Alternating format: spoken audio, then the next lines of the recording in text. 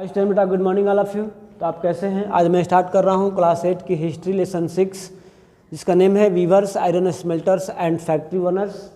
आज you know that कि इससे पहले मैं 2 वीडियो और कर चुका हूं। लेसन का 3rd वीडियो होगा और लास्ट होगा, ठीक है। The name of the topic is the sword of the Tipu Sultan and wootz steels, abundant furnace in village and iron and steel factories come up in India। देखिए हम 3 पॉइंट को देखेंगे और 3 पॉइंट से आपका रिलेशन है कंप्लीट हो जाएगा। तो चूँकि इससे पहले जो सेकेंड वीडियो में आए थे, फर्स्ट या सेकेंड वीडियो, उसमें हमने देखा था टेक्सटाइल इंडस्ट्रीज का, यानी कॉटन इंडस्ट्री में कौन कौन लोग शामिल थे, उसमें कैसे वर्क हुआ करता था और किस तरह से हमारे कंट्री का जो प्रोडक्शन था वो अलग या अदर्स कंट्री में सेल हुआ करता था। यानी कि हमारे कंट्री का जो प्रोडक्शन था कॉटन टेक्सटाइल की, वो इतनी इंपॉर्टेंट और फाइन क्वालिटी की हुआ करती थी कि अपने कंट्री के साथ साथ फॉरेन कंट्री भी क्या होती थी, धड़ल्ले से सेल होती। तो आइए हम आज देखते हैं सेकेंड पॉइंट जो है आयरन स्मेल्टर्स, यानी कि आयरन एंड स्टील इंडस्ट्री के बारे में, कि वो हमारे कंट्री में किस तरह से डेवलप थी और उसमें लोग कैसे वर्क किया करते थे। तो हम इसको स्टार्ट करेंगे एक एग्जाम्पल के माध्यम से, एक स्टोरी के माध्यम से, जो कि ये शो करेगा कि हमारे कंट्री का जो स्टील या आयरन होता था वो कितने हाई क्वालिटी का होता था और उसकी फर्नेंस या उसकी मैन्युफैक्चरिंग कैसे होती थी, लोग कैसे उसको बनाते थे, है ना। तो आइए देखते हैं। यहाँ पर आप एक इमेज देख रहे हैं, अगर आपके पास बुक अवेलेबल है तो आप पेज नंबर 74 को ओपन कर लीजिए और ताकि आप लाइन बाय लाइन देख सकें। तो आप देख सकते हैं यहाँ पर एक दिया गया है शॉर्ट का, ये किसका है? टीपू सुल्तान का है। टीपू सुल्तान कौन है? तो टीपू सुल्तान मैसूर के एक किंग थे, शासक थे, है ना, जो 1799 तक जो है उन्होंने रूल किया था इस पर। आगे देखते हैं, स्टार्ट करते हैं उसको। तो we begin the story of Indian steel and iron metallurgy. देखिए होता है मेटलर्जी धातु शोधन, यानी कि आयरन ओर से या किसी भी ओर से मेटल को प्राप्त करना, उसको आग में पकाना, उसको आग में स्मेल्ट करना, पिघलाना, और उसके बाद उसे आयरन या मेटल प्राप्त करना की जो प्रोसेस है ना, उसको बोलते हैं मेटलर्जी। यानी कि metallurgy is a process by which any ores ना या any metals get from the ores, यानी किसी प्रक्रिया है कि हम लोग धातु प्राप्त करते हैं किसी भी ओर से, है ना, उसको मेटलर्जी करके। तो we by recounting the famous story of Tipu Sultan who ruled Mysore till 1799, यानी कि हम लोग समझने का प्रयास करेंगे एक स्टोरी को रिकॉल करके, जो कि टीपू सुल्तान की है। इन्होंने मैसूर पर, जो साउथ इंडिया की पार्ट साउथ इंडिया में है, वहाँ पर उन्होंने 1799 तक जो है कंट्रोल किया था, रूल किया था। Fought 4 wars with the British, यानी कि ब्रिटिशों से 4 बार युद्ध लड़ चुके थे। कौन? Tipu Sultan. And died fighting with his sword in his hand, और युद्ध में लड़ते लड़ते अपने हाथ में तलवार लिए हैं क्या हो गए थे? वीरगति को प्राप्त हुए थे। Tipu's legendary words are now part of valuable collection in museum in England, और जो इनके शॉर्ट था, इनकी तलवार था, उसे आज भी जो है म्यूजियम में रखा गया है। कहाँ पर? इंग्लैंड में। But do you know why the sword was so special? आखिर जो इनकी तलवार थी म्यूजियम में क्यों रखी गई थी? इसमें क्या थी ऐसी बात? बहुत सारे हमारे सैनिक हमारे लड़े हैं, राणा प्रताप, वीर कुंवर सिंह, झांसी की रानी, और सारे नाम सुने हैं, लेकिन क्या ऐसी खास बात है इनकी तलवार में, स्वॉर्ड में, कि इनको म्यूजियम में रखना पड़ा उन्हें? तो देखते हैं। The sword had an incredibly hard and sharp edge that would easily rip through the opponents armour, यानी कि इनकी तलवार जो है इतनी मजबूत और तेज धार वाली होती थी ना, कि ये आसानी से सैनिकों के वार्मर, जो अपोनेंट्स यानी जो अपोजिट साइड के सैनिक लड़ते थे, तो आप देखोगे इसको कवच बोलते हैं, जो मतलब आयरन का या फिर किसी धातु का पहनते हैं, जो कि तलवार या फिर अदर चीज़ जो है उसको वार नहीं कर सकती है। तो अपोनेंट्स वार्मर उसको बोलते हैं, जो लोग सैनिक इतनी बड़ी कवच पहनते हैं धातु का, ताकि उसको वार नहीं कर, मतलब उसको कैच, मतलब उसे वेद नहीं कर सकती है, उसी को बोलते हैं अपोनेंट्स वार्मर। लेकिन टीपू सुल्तान की तलवार थी, उसको भी क्या करते थे, मतलब उसको काट देते थे, इतना मजबूत और शार्प उसमें धार था। This quality of sword came of a special type of high carbon steel called wootz which was produce all over the South India, यानी कि स्पेशल इसमें क्या थी इनके स्वॉर्ड में? तो इनका जो स्वॉर्ड था स्पेशल हाई कार्बन स्टील से बना होता था, है ना, जो ऐसा नहीं था किसी एक कंपनी में। उस समय हमारे कंट्री में इतनी डेवलप थी आयरन स्टील की मेट्रोलॉजिकल सिस्टम, ये साउथ इंडिया में लगभग सब जगह बनती थी। ऐसा नहीं था कि कोई एक ही राजा के पास बनता था या कोई एक ही कंपनी में बनता था या उसके लिए कोई एक ही मतलब क्या बोलते उसको कारीगर था या लेबर था या फिर कोई ऐसा चीज़ था जो बनाता था। उस समय मैसूर में इस तरह की नॉर्मल बातें थी। लगभग सब जगह क्या होता था, साउथ इंडिया में ऐसी वुड या ऐसी आयरन जो है प्रोड्यूस होती थी। Wootz steel when made into short produce a very sharp edge with the following water pattern, यानी कि इसमें जो वुड से बनती थी तो बहुत ही शार्प उसका एज होता था और कई सारी प्रोसेस के द्वारा कई सारे वाटर पैटर्न से इसको मतलब बनाया जाता था, जो काफ़ी हार्ड और शार्प होता था उसका edge. This pattern came from very small carbon crystallite embedded in the iron, और इस प्रकार आयरन में कई सारी प्रोसेस करके कार्बन को चारकोल को इसे मिला करके इसको बनता था। तो फर्नेंस बुचन एक नाम है जो कि आए थे हमारे कंट्री में मूव कर मतलब क्या टूर करने के लिए।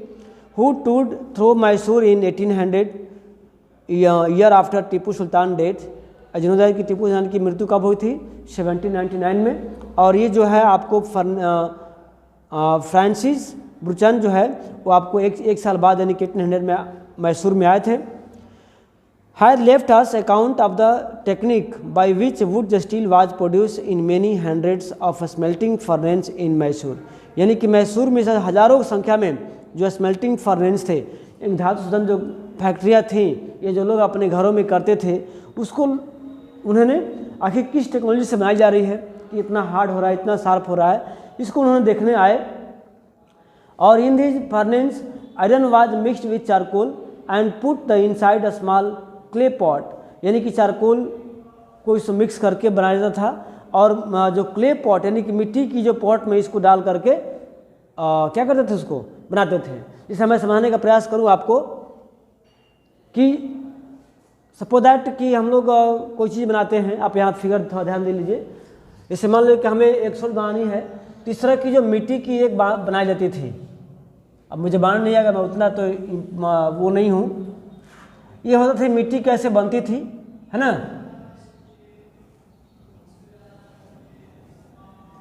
इस तरह से। और यहाँ पर क्या होता था, इसमें एक होल होती थी, छिद्र, ये मिट्टी की बनती थी।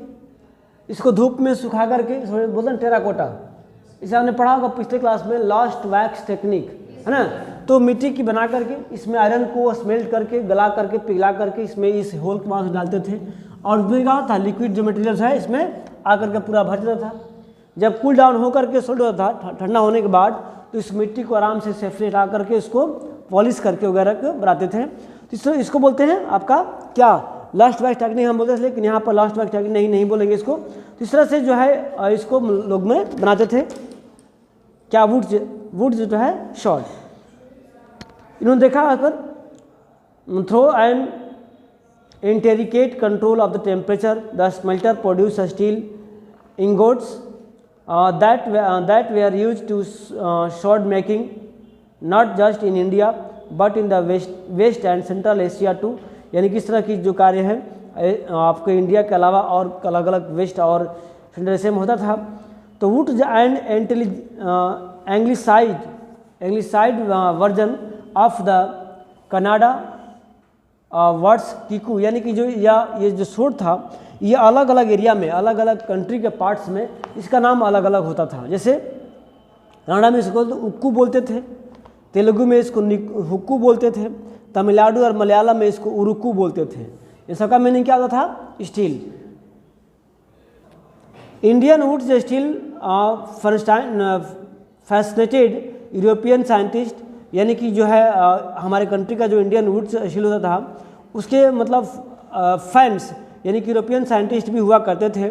इस नाम है मिचेल फैराडे, जिन्होंने क्या की थी, legendary scientist and discover of the electricity and electromagnetism की जो डेवलपमेंट किए थे, जो आविष्कारक हैं। उन्होंने spend 4 years studying the properties of iron Indian wootz 1818-1822, यानी कि हमारे कंट्री की जो वुड स्टील बनती थी उसकी प्रॉपर्टीज को लोग अध्ययन करने के लिए जो यूरोपियन साइंटिस्ट भी सोचते थे, उसी प्रकार एक नाम है मिचेल फैराडे का, जिन्होंने डिस्कवर की थी इलेक्ट्रिसिटी और आपको इलेक्ट्रिक मैग्नेटिज्म की। उन्होंने भी हमारे कंट्री के जो ऊर्जाशील हुआ करता था उस पर लगभग 4 इयर्स ओनली 4 वर्ष जो है अध्ययन किया कि आखिर इसकी बनावट कैसे होती है, इसे लोग कैसे स्मेल्ट करते हैं ताकि इतना मतलब मजबूत और इसकी जो शार्प एज होती है। The wood, however, the wood steel making process, which was so widely known in South India, was completely lost by the mid 19th century। यानी कि हमारे कंट्री के जो साउथ इंडिया था वहाँ पर वुड स्टील का जो प्रोसेस था बहुत तेज़ी से चल रहा था, लेकिन मिड 19th सेंचुरी के आसपास है ना 1850-60 के आसपास जो है बिल्कुल ही क्या हो चुका था, लॉस हो चुका था, समाप्त हो चुका था। Can you guess why this was so? आखिर ऐसा क्या हुआ होगा? हमारे कंट्री में इतना अच्छे क्वालिटी का स्टील बनते थे, आयरन बनते थे और ये अलग फॉरेन कंट्री में सप्लाई होता था, लेकिन ऐसा क्या हुआ कि ये बिल्कुल ही समाप्त हो गया? The sword and armour making industry died with the conquest of India by the British and import of iron steel from England displaced the iron and steel produced by the craft people in India। यानी क्या वजह था कि England में है ना Britain में iron steel company इटैब्लिश हो चुकी थी, जहाँ पर मतलब सस्ती दरों पर इसकी प्रोडक्शन हुआ करती थी और जो पहले हमारे कंट्री से बना हुआ प्रिपेयर्ड स्टील आयरन का जो प्रोडक्शन था ज़्यादा था फॉरेन कंट्री में, अब वहाँ से इंडस्ट्री द्वारा बना हुआ तैयार चीज़ जो है हमारे कंट्री में आने लगा था। तब क्या हो चुका था, हमारे कंट्री का जो इस तरह से फाइनेंस सिस्टम था वो डिक्लाइन हो चुका था, है ना। तो नेक्स्ट टॉपिक हमारा है एबंडेंट फर्नेंस इन विलेज। आखिर क्या वजह था कि जो गाँव की जो फर्नेंस जो मेटलॉजिकल यानी कि जो भट्टियाँ थी वो क्यों बंद हो गई, क्यों समाप्त हो गई, क्यों जो है बंद पड़ गई? आइए देखते हैं इसको हम लोग इस टॉपिक में। तो production of wootz steel required a highly specialised technique of refining iron. यानी कि जो वुड जो बनती थी, जो स्टील बनती थी, तो इसको स्पेशल बनाने के लिए स्पेशल टेक्निक का यूज होता था और इसको बार बार यानी कि रिफाइनिंग होती थी। आयरन को कई बार आग में पकाया जाता था, उसको हाई टेम्परेचर पे, और पकाने के बाद उससे सामान बनते थे। But iron smelting in India was extremely common till the end of 19th century. यानी कि 19th सेंचुरी के लास्ट तक जो है ये हमारे कंट्री में ये कॉमन बातें थी। Okay, in Bihar and central India, Bihar और सेंट्रल इंडिया में इन particular every district had a smelter that used local deposit of ore to produce iron, which was widely used for the manufacture of implements and tools of daily use। यानी किस तरह के हमारे country में central India और बिहार के सभी जिलों में, सभी डिस्ट्रिक्ट में लगभग ये आम बात था, अपने डेली जो जरूरतें होती थी वस्तुओं का वो हमेशा यहाँ पर बनती रहती थी। The furnace were most often built of clay and sun dried bricks. जो फर्नेंस होते भट्टी हुआ करती थी, एक यहाँ वर्ड है क्या, बिल्ट ऑफ क्ले, मिट्टी की बनी होती थी, और सन ड्राइड ब्रिक्स यानी कि उसको धूप में सुखाया होता था, जिसको हम टेराकोटा भी कह सकते हैं, मिट्टी के बर्तन जो होते हैं, है ना। तो पहले इसको उसी में मिट्टी के बर्तन हुआ करता था, धूप में सुखाया होता था, उसमें आयरन ओर को रह करके, और उसको क्या करते थे, फर्नेंस पर रह करके उसको बॉयल करते थे, उसको पकाते थे आग में, और जब स्मेल्ट होता था आयरन और तो उसको फिर क्या करते थे, प्योर्ड करके मतलब किसी चीज़ में, अलग चीज़ में उसको रख करके आयरन को है जो बनाते थे। The smelting was done by main. Smelting यानी कि जो गलाने वाले काम होता था वो कौन करते थे, पुरुष करते थे। वाइल वुमेन वर्कड इन बेलॉ, मतलब हवा देने वाला काम, जो बताया सुनाया आपको ना, तो जो वर्क था वो कौन करते थे, औरतें करते थे। Pumping air that keep the charcoal burning, यानी कि चारकोल को जलाए रखने के लिए उसमें एयर को देना होता था, है ना। और जब एयर देना होता था तो क्या करते थे, जो एयर देने वाली जो पंप करने का वर्क होता था वो उसे कौन करती थी, औरतें करती थी। याद रखना, यहाँ से गुड क्वेश्चन आता है कि who smelting and who work the वेलॉज।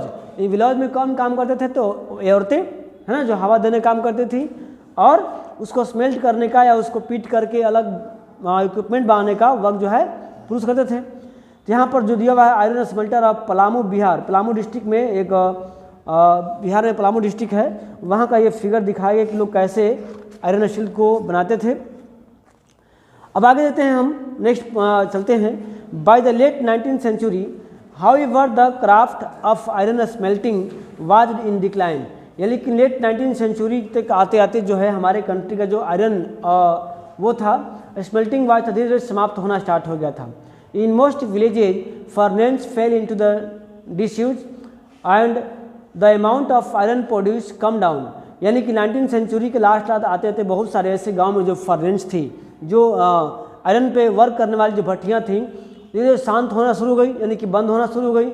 इसमें क्या था कि लोग इसके जो प्रोडक्ट था, इसके जो कंज्यूमर थे या खरीदने वाले थे, लोग धीरे कम होते गए। आखिर क्यों, क्या हो गया ऐसा चीज़ कि हमारे कंट्री का जो प्रोडक्शन कम हो गया और लोग खरीदार कम हो गए, ऐसा क्या हुआ था, देखते हैं आगे नेक्स्ट टॉपिक में।